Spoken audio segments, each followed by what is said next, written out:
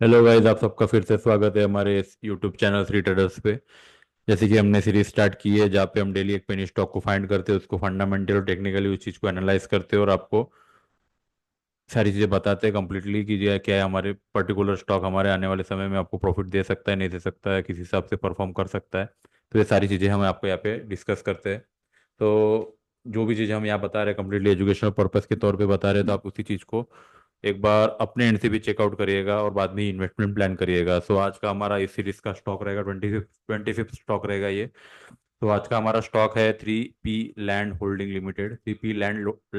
Limited, जिसकी current market price है around 62 की, मार्केट कैपिटल है 112 का। ये कंपनी 1965 की कंपनी है और इनका मेन बिजनेस है लेंडिंग में, इन्वेस्टमेंट एक्टिविटी और रियल एस्टेट लीजिंग लीजिंग में। मतलब एक्चुअली ये कंपनी रियल एस्टेट सेक्टर में है, जो लेंडिंग करती है, इन्वेस्टमेंट करती है, कई सारे प्रोजेक्ट में अपना इन्वेस्टमेंट करती है, उस चीज़ को मैनेज करती है और उस चीज़ में अपना प्रॉफिट ऑफ मार्जिन लेके एग्जिट कर जाती है।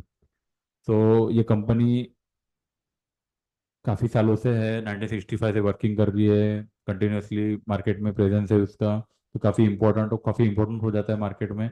और काफ़ी अच्छा पॉइंट है हमारे लिए कि कंपनी कंटिन्यूसली इतने सालों से वर्कआउट कर रही है। तो अभी एक फंडामेंटली इस चीज़ को देखते हैं कि फंडामेंटली कंपनी कैसे दिखती है मुझे। तो फंडामेंटली अगर चीज़ को देखो, सबसे पहले आती है बुक वैल्यू चल रही है 88.9 की। तो यहाँ पे मुझे काफ़ी अच्छा लग रहा है कि बुक वैल्यू के अंडर ये मार्केट ट्रेड कर रहा है। तो इसमें पोटेंशियल है एटलीस्ट नहीं कुछ तो भी बुक वैल्यू तक के उसका मार्केट वैल्यूएशन पहुँचने का। तो आप इस चीज़ को बुक वैल्यू के हिसाब से आप एक स्मॉल अमाउंट के साथ इन्वेस्टमेंट कर सकते हो।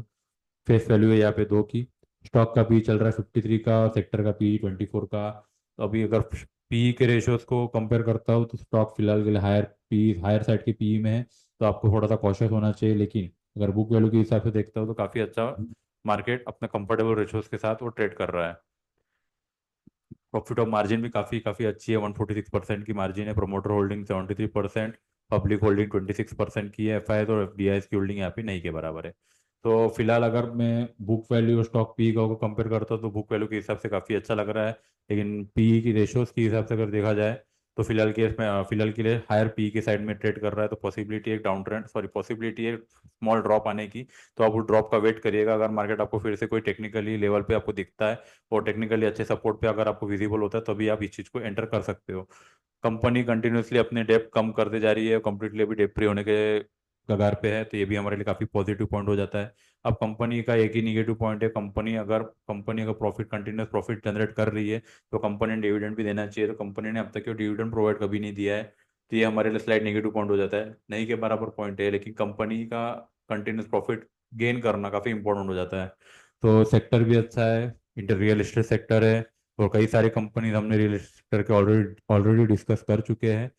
और जिस हिसाब से सेक्टर बूमिंग में है तो ये स्टॉक भी आने वाले समय में आपको अच्छा खासा रिटर्न दे सकता है। तो आप एक बार उसको चेकआउट करिएगा और बाद में इस चीज़ को एक बार एनालाइज करके अपना इन्वेस्टमेंट प्लान करिएगा।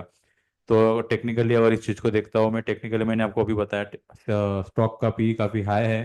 तो एक ड्रॉप आने का वेट करिए। अगर मैं चार्ट पे अगर मंथली चार्ट को क्लियरली देख पा रहा हूँ कि 35-40 के अराउंड एक इम्पोर्टेंट एक रेजिस्टेंस जोन है, सपोर्ट जोन है, वहाँ पे आप एक बार अपनी इन्वेस्टमेंट प्लान कर सकते हो। अगर मार्केट आपको वापस से 35-40 के रेंज में अगर मिलता है तो वहाँ पे इन्वेस्टमेंट प्लान करिएगा। और डेली टाइम फ्रेम में आप क्लियरली मैं यहाँ पे दिखा दिखा पा रहा हूँ आपको कि एक ट्रेंड लाइन जा रही है नीचे से, जो एक कंटिन्यूस सपोर्ट लेते हुए जा रही है। 30 के अराउंड का एक इंपॉर्टेंट सपोर्ट बैरियर बना हुआ है।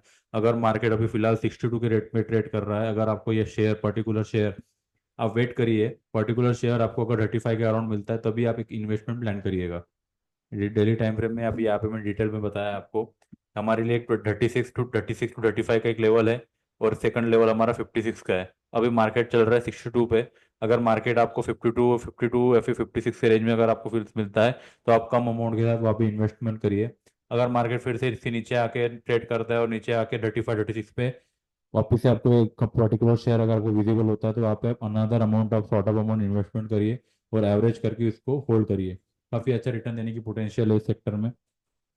तो आप इस चीज़ को एक बार चेकआउट कर सकते हो और अपने एंड से इस चीज़ को एनालाइज कर सकते हो।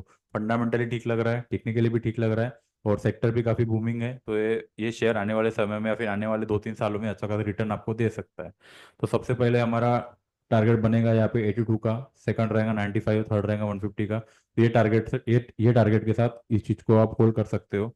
एवरेज करिए, हर ड्रॉप के साथ हर लेवल पे एवरेज करिए और इस चीज़ को होल्ड करिए।